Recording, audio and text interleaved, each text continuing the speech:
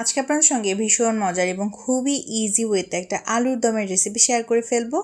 ঘরে থাকা উপকরণে কি করে এরকম মজাদার আর দেখতে লোভনীয় আলুর দমটা বানানো যায়, তাও ঝটপট, সেটাই আজকের আয়োজনের মূল আকর্ষণ। চলুন তবে শুরু করা যাক। তার জন্য এখানে প্রথমে আমি 5-6টি আলু গরম বা সেদ্ধ হতে বসিয়ে দিয়েছিলাম। লবণ আর পানিতে সেদ্ধ করে নিতে হবে ভালোভাবে। যে আলুগুলো বেশি বড় ছিল সেগুলোকে আমি মাঝ বরাবর কেটে নিয়েছিলাম। আপনারা হয়তো দেখে বুঝতে পারছেন। আলু সেদ্ধ হতে হতে এদিকে আমি পেঁয়াজটাকে কিছুটা তেলের মধ্যে ভেজে নিচ্ছি। এখানে আমি 2টি পেঁয়াজ ইউজ করেছি। পেঁয়াজ কুচিটাকে প্রথমে একটুখানি তেলের মধ্যে ভেজে নিতে হবে। এখানে আমি 4 টেবিল চামচ পরিমাণ তেল ইউজ করেছি। এবারে পেঁয়াজটাকে একটুখানি সময় নিয়ে ভালোভাবে ভেজে নেওয়ার পর কিন্তু আমি বাকি মশলাগুলো ইউজ করব। আজকে আমি খুবই মিনিমাল উপকরণ দিয়ে এই মজাদার রেসিপিটি তৈরি করে দেখাবো, যে উপকরণগুলো মোটামুটি আমাদের সবারই বাড়িতে অ্যাভেলেবেল থাকে। তাই জন্য উপকরণ নিয়ে নো টেনশন। এবারে পেঁয়াজটাকে একটুখানি সময় নিয়ে ভালোভাবে গোল্ডেন ব্রাউন কালার করে ভেজে নিলাম। আর এই পর্যায়ে আমি অল্প একটুখানি পানি অ্যাড করব, যেন তেলটা ছিটে না আসে। আর মশলা দিতে দিতে প্রথমেই দিয়ে দিলাম 1 চামচ পরিমাণ লবণ। লবণটা দেওয়া হয়ে গেলে এই পর্যায়ে বাকি উপকরণগুলো অ্যাড করে দিতে হবে।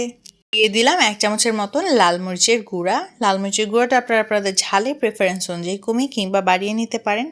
এই পর্যায়ে দিয়ে দিব 1 চামচের মতন হলুদ। লাল মরিচের গুঁড়োটা আমি প্রায় 1 চামচের মতন ইউজ করেছিলাম। এবারে হলুদটা 1 চামচ দেওয়ার পরে এই পর্যায়ে দিতে হবে ধনিয়া গুঁড়া আর জিরার গুঁড়া। জিরার গুঁড়া দিয়ে দিলাম 1/2 চামচের মতন।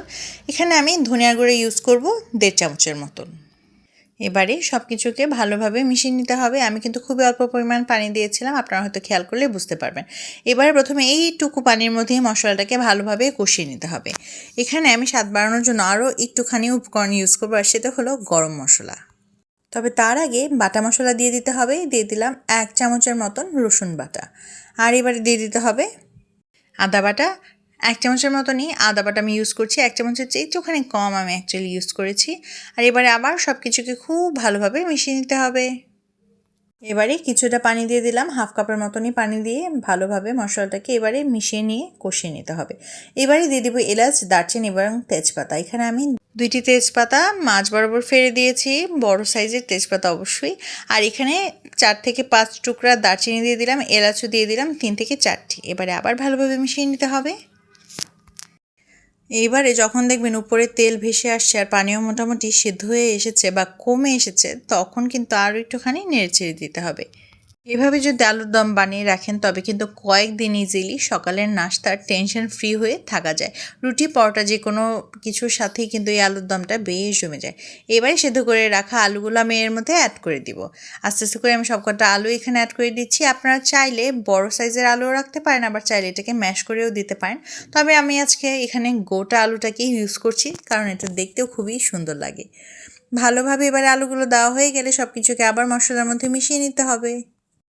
এবারে প্রথমে একটুখানি সময় নিয়ে এই আলুগুলোকে মশলার মধ্যে কষিয়ে নিতে হবে। এই পর্যায়ে আমি কোনো পানি ইউজ করছি না। 2 থেকে 3 মিনিট অথবা 3 থেকে 4 মিনিট ঠিক সেম প্রসেসে মশলার মধ্যে আলুগুলোকে কষিয়ে নিতে হবে। আলুগুলো যত ভালো কষানো হবে তত কিন্তু খেতেও মজা হবে। এই যে এবারে কিন্তু দেখতেই পাচ্ছেন যে মশলা অলমোস্ট কষানো হয়ে গিয়েছে আর তেলটা উপরে উঠে এসেছে। এই পর্যায়ে আমি অ্যাড করে দিব 1 কাপের মতন পানি। পানিটা দেওয়া হয়ে গেলে এবারে খুব ভালোভাবে আবার সব কিছুকে মিশিয়ে নিতে হবে আর ঢাকনা দিয়ে ঢেকে দিতে হবে। তবে ঢাকনা দেওয়ার আগে কিন্তু অবশ্যই কাঁচামরিচ ইউজ করতে একদমই ভুলবেন না।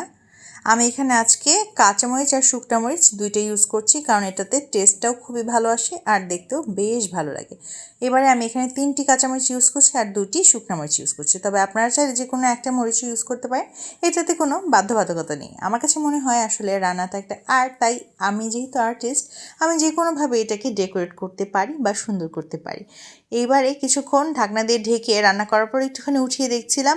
এই যে এই বুদবুদ থাকাটা না আমার বেশ ভালো লাগে। যে কোনো রান্নাতে আমার কাছে মনে হয় এটা খুবই স্যাটিসফ্যাকশন আমাকে দেয়। অ্যাকচুয়ালি হয়তো এটা আহামরি কিছু না, কিন্তু মাঝে মাঝে ছোটো ছোটো জিনিসেও আমরা সবাই আনন্দ খুঁজে পাই, আর আমার কাছে মনে হয় এটাই বেস্ট।